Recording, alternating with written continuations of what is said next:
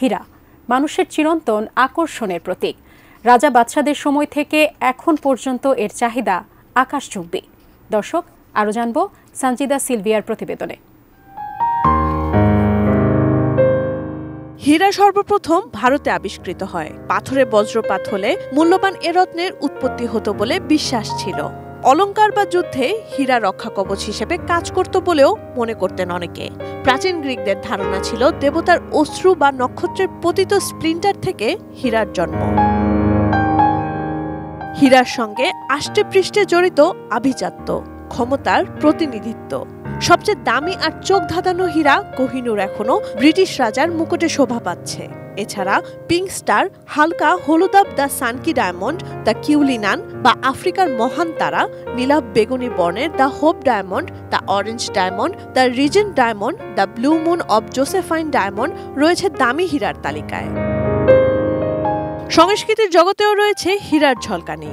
চুরি হওয়া ভারতীয় হীরা নিয়ে উইলকি কলিন্সের লেখা দ্য মুনস্টোন আধুনিক গোয়েন্দা উপন্যাসের নীল নকশা। এছাড়া বিটলসের kaleidoscopic Lucy in the sky with diamonds বা রিহানার হিট গান ডায়মন্ডস জনপ্রিয় সঙ্গীতের তালিকায় রয়েছে। কাঠ ও পিভিসি ম্যাটেরিয়ালের সংমিশ্রণে তৈরি আধুনিক আরএফএল উডিডো, কাঠের চেয়েও কঠোর।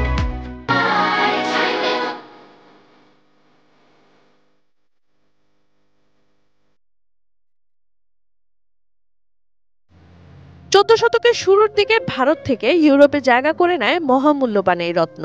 1930 সালে বিশ্বব্যাপী মহামন্দার পর হীরা বিক্রি নিম্নমুখী হয়। বাজার চাঙ্গা করতে প্রচারে নামে ফিলাডেলফিয়ার বিজ্ঞাপন সংস্থা।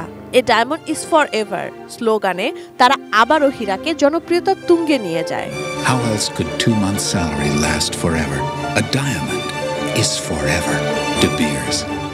সব হীরার গল্প ঝকঝকে নয়। ঔপনিবেশিকতার জটিল ও বিতর্কিত ইতিহাসে কিংবদন্তি কোহিনূর, হোপ ডায়মন্ড সহ বেশ কিছু হীরার সঙ্গে অভিশপ্ত নাম যুক্ত আছে।